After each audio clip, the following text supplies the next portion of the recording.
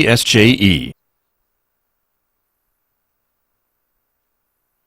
KSJE is supported by Beatles vs. Stones, a musical showdown, coming to the Farmington Civic Center on Saturday, January 12th at 7:30 p.m.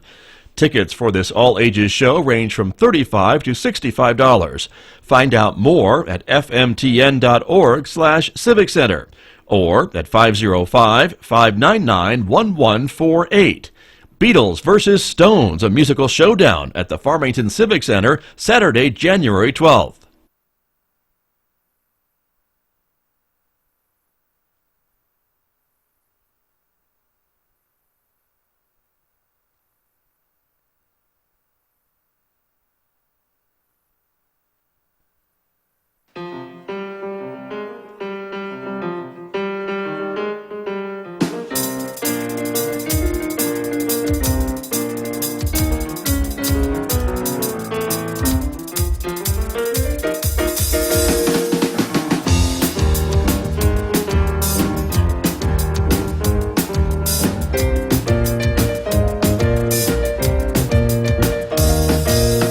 Good morning, everybody. I'm Scott Michlin. Nice to have you along with us. It is 14 minutes past 8 o'clock, Thursday morning, the third day of the new year. Greetings to our viewers who are also watching us this morning on the KSJE Facebook page and YouTube channel. Coming up in just a moment, everybody, my first guest on the program is going to be archaeologist Paul Reed. He is going to be joining us from Taos, New Mexico. We'll be talking with him a little bit about how the ancestral puebloans who lived in this region dealt with the very cold weather that we are dealing with today. If you think you have it chilly, wait till you hear what Paul Reed has to say. At 8:55 this morning, we'll check on the economy with my guest from Citizens Trust and Investment Corporation. And then, of course, at 9, don't forget, Mick Hess will take us roving with the arts. And today, Mick is playing another Haydn symphony for us on his series. So that is coming up your way today. And, of course, we remind you to connect with us on all of our social media platforms, KSJE on Facebook, our 2 Twitter feeds, of course, for breaking news, KSJE_news, our YouTube channel, and Instagram as well. So we hope you will check that out. But let me get to our guest who is here with us this morning, and we've had a bit of technology failure, but that is par for the course in the new year sometimes. But Paul Reed has persevered, and he is calling us on the old-fashioned telephone this morning. Paul, good morning. Hey, Scott, calling you from the mid-20th century here. Okay, well, that's all right. We'll take it, but it's good to have you with us, and thank you for calling in this morning from Taos. I can only imagine how cold it is where you are this morning. I think we hit about -4 this morning. -4. See, that'll do it. But I'm not surprised. So anyway, what can you tell us a little bit about the cold weather and what we know about the ancestral puebloans? And certainly, you've done a lot of study on Salmon Ruins and Chaco Canyon and other places. Do we know much about how they dealt with the different seasons here and what the weather was like back when they were in this area? Yeah, I think we've got a really good body of knowledge at this point, and of course, lots of this comes from the folks who are descended from the people who lived here hundreds of years ago, the modern-day Pueblos, who really in many ways continue to live real similar lifestyles, of course, with some technological improvements and enhancements. But and then archaeology tells us a lot, and really architecture does too. One of the things I always note for folks when we go to Chaco Canyon is, I just have them look at the buildings, and I say, where are most of these large great houses? Where are the great houses built? And they're built on the north side of the canyon facing south, right? Right. These are the original solar buildings. And the terrace style of the Pueblos where, you've got a complete first floor and it goes up to a second floor, then tapers back to a third and a fourth, and, however many floors you have, that is designed specifically to maximize the solar gain that comes through really mostly in the wintertime.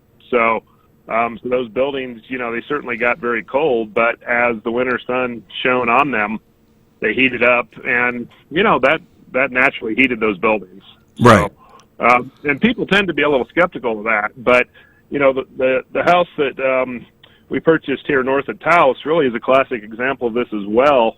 We have a south-facing solar house, so we have passive solar, and the upper room that we have here gets incredibly warm in the wintertime. It'll get up to 75 degrees up here, even on days when it's 15 outside. So, wow. Yeah. So, I mean, passive solar really does work. So that I think is a significant part of the equation as we look at how folks made it through the winter. The other thing, and this is true for traditional societies really, and not going that far back in American history, people didn't tend to do a lot of things in the wintertime. Today, of course, we have all these great avenues for winter recreation, things that our fairly recent ancestors would probably think we were crazy to do, right? We put on a lot of clothing, we go out and play in the snow, essentially. Right, yeah. But this is mostly a 100-year or so phenomenon. And normally people hunker down, the good thing about winter, at least with food supplies and agricultural folks, is the food tends to be fairly abundant as you go into the winter because you've just finished your harvest. So right. You pretty much do low energy things. You do inside activities, in the old days, make clothing, do different crafts and things. So, so I think it helps if we try to get out of our 20th century perspective. That's always what I encourage folks to do as much as they possibly can. And just think about how different people closer to the land would have lived their lives. Interesting. Well, and of course, it's sometimes hard to do when we're dealing with very cold weather and surrounded by our 21st century luxuries and things like that we have at the touch of a button, heating and cooling and things along that line. But these folks certainly had access to furs and things like that. They certainly had heat from fires and those other things along with the passive solar design of their architecture that you talk about, correct? Right, exactly. So the architecture is a big part of it. The other side of it is, just fire hearths, So many of the rooms in, every pueblo from 10 rooms to, Pueblo Bonito's nearly 800 had right. in place, fireplace facilities and people would build fires to warm them. And the rooms were big in Chaco in particular, but if you built a fire, you could heat up the room pretty quickly. The other thing that they did is they heated rocks as part of their hearths, and then they would distribute those to different places and right. use the heat that came off the rocks. Sure, because I certainly didn't have 800 fires going in every room at Chaco Canyon, correct? I mean, they would have to. And some of those rooms were used for storage and other things, as you told us, and so. But they would have them in the main rooms, right? That's right. So we go from that 800 to a percentage of those, 10%, 15%, where people are gathered and staying warm. Then you think about the subterranean structures, either the kiva structures or the earlier pit houses, and those are built into the ground and are really quite thermally efficient. So once you build a fire in those subterranean structures, you heat up the walls. Those would stay quite toasty, for some time. The other advantage, of course, is we look ahead to warmer times, is that in the warmer months, the subterranean structures stayed quite a bit cooler. So, right. Again, this just reflects a really deep understanding of how you build architecture to respond to your environment and to either stay warm or stay cool, along with some outside inputs, of course. The other thing is, folks were fairly active, when the snow wasn't actively falling. So they were out doing things, generating energy, that way. The other thing we were going to talk about a little was just snowfall and how folks coped with the snow. And, yes. If you think about farmers anywhere worldwide, even today, but especially looking back into the past, snow is an amazing resource. Rain falls and you have to have pretty good, water collection facilities in place to collect the rainfall. And of course, the folks in Chaco and many other places across the Pueblo landscape, they were equipped to do that. But snow is particularly useful because, it falls, and if the temperatures are low enough, it doesn't melt right away. So you can shovel that snow, you can concentrate it, and we certainly have evidence that people manage snowfall, and they would put snow into different areas, into little reservoirs and holding ponds, and they would pile it up on fields to prepare those fields ultimately for spring planting. So, all the snow is definitely a challenge and made movement and travel difficult. It was definitely a blessing as well. So people would concentrate the snow and basically turn it into water, either storing it as frozen snow or, even taking it inside and melting it as well. So, So it does take, again, sort of a perspective to get us outside of our 21st century. Snowfall's fun as long as we can ski on it, right? Right, sure.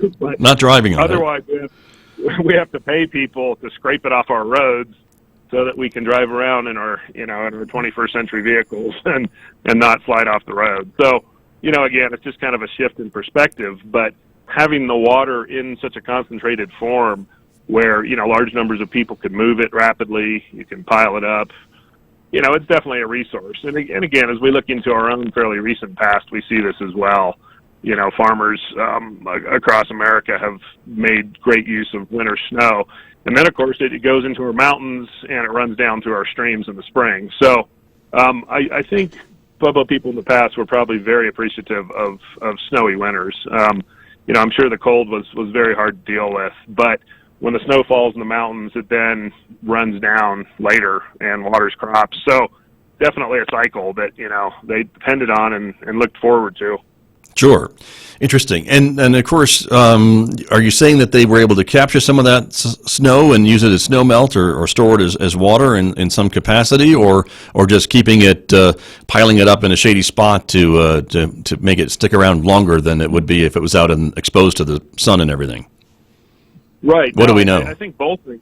Yeah, I think both things, Scott, because we really don't have an archaeological area, ancient Pueblo settlements and the settlements of other groups. Certainly, we don't have any area that I know of where we don't find holding ponds and even larger facilities that we call reservoirs, that cover acres of land.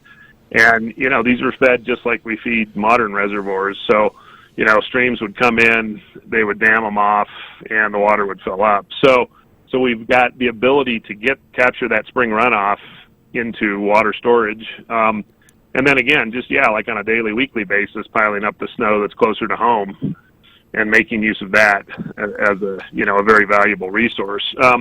If we think about Chaco in particular and the building cycles that folks went through, beginning every spring and into the summer, building these great houses required, millions of gallons of water. And ultimately, they needed to impound the water. They also needed water for daily use. They needed water for agricultural pursuits. So, they were actively managing pretty much every aspect of the water landscape. And the winter component of that is huge, very important.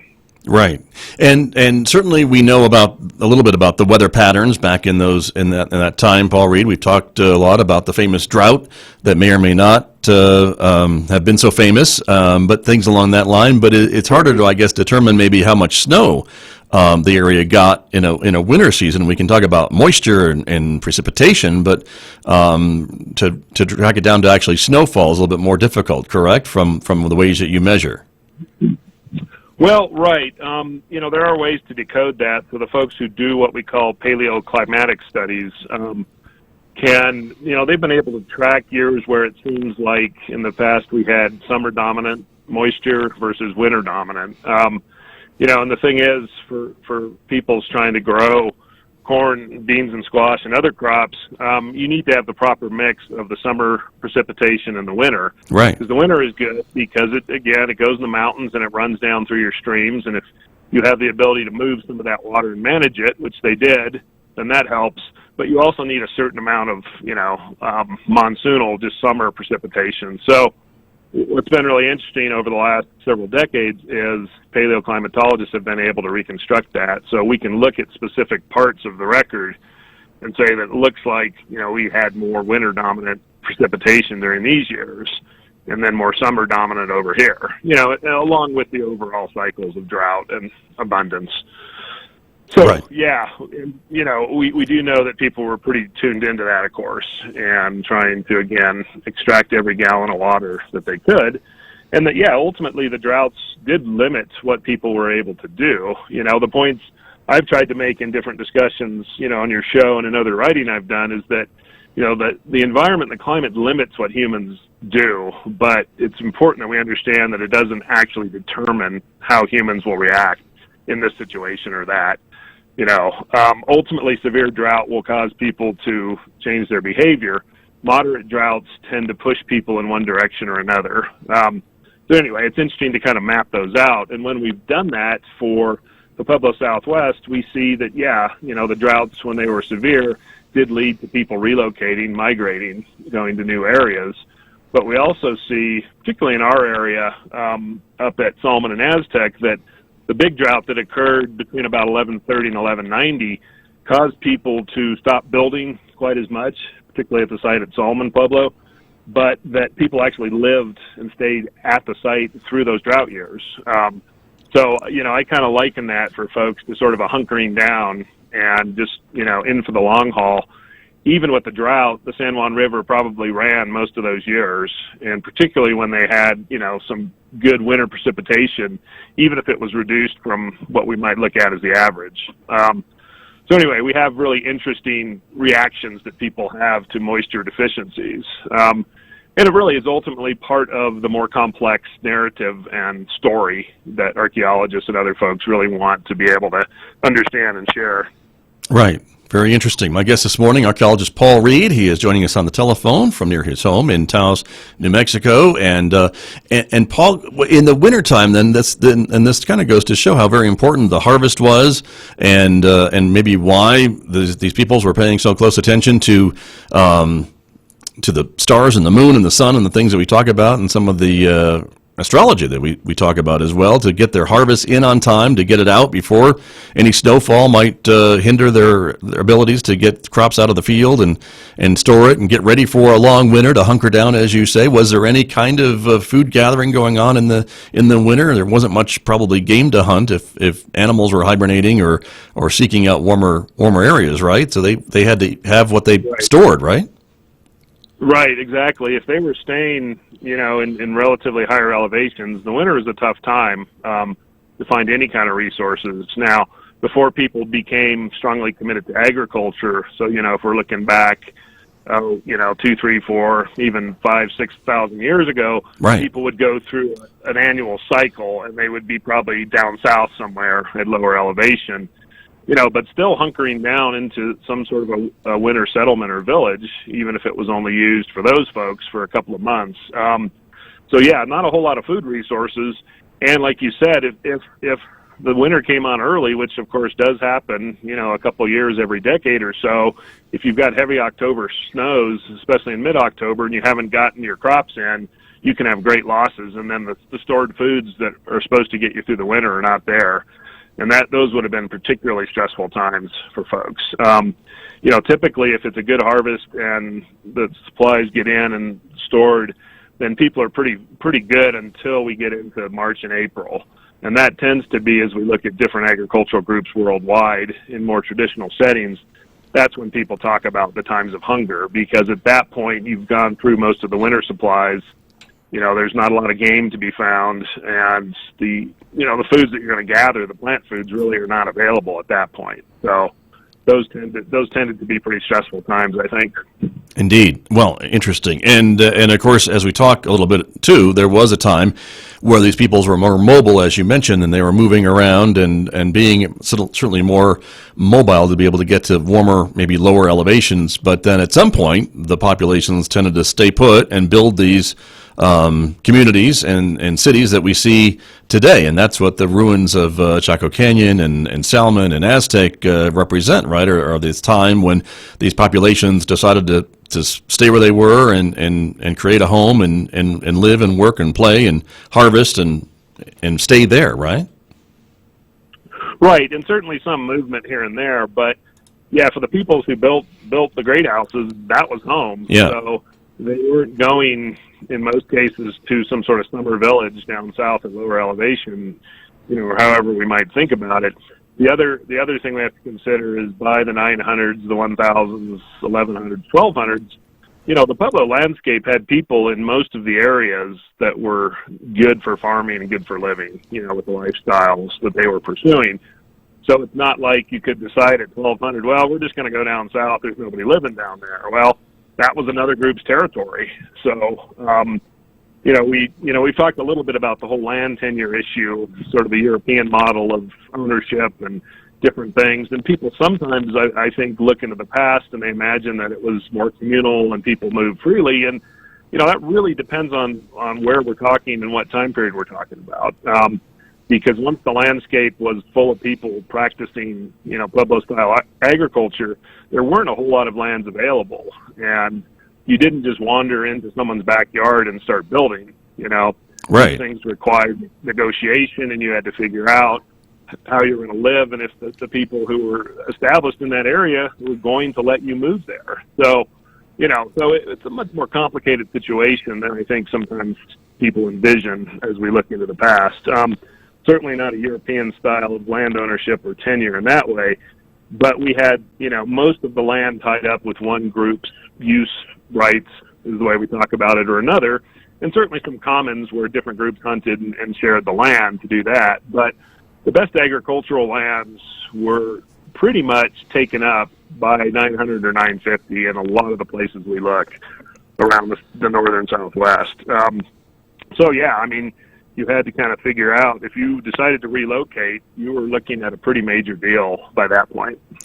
And that is interesting to me, Paul Reed, because even in a state with such low density, population density as New Mexico, and we feel, and we've talked a little bit about this too back in these times, but these populations may be controlled or felt they owned or had access to thousands and thousands of acres for hunting and farming and everything else. And that's what you're talking about. Someone just can't go into an empty field thinking it's abandoned or available for settlement or what have you, because there probably somebody else is grazing lands or hunting grounds or whatever, correct? That's right. This is certainly not unique to the American Southwest or North America. Humans tend to occupy territory, and they say this is our territory. Right. And if they don't come to an agreement with neighboring groups, you end up with, conflict or warfare. So, yeah, these are complicated things that have to be negotiated. If we go far enough back in the planet's history, we've got a much lower density of people. Everyone was moving around, very mobile, hunting and gathering different resources. But eventually we're at the point where there's a whole lot of people. And, it takes complicated negotiations to be able to come into a new area, or you have to come in with substantial numbers of people and force ultimately and say, hey, we're here, and this is certainly, we look at our own past in the European colonization, that's what they did, Right. Lots and lots of people and just, this is our right to be here. And of course, then you have the ensuing conflict and all the issues. Very true. Very true. Well, Paul, let's take a short break. I know there's much more that we want to talk about this morning, so let's take a short break. My guest, Paul Reed with Archaeology Southwest and Salmon Ruins. And when we come back, more with my guest in just a moment right here on KSJE. The time right now is 8:35.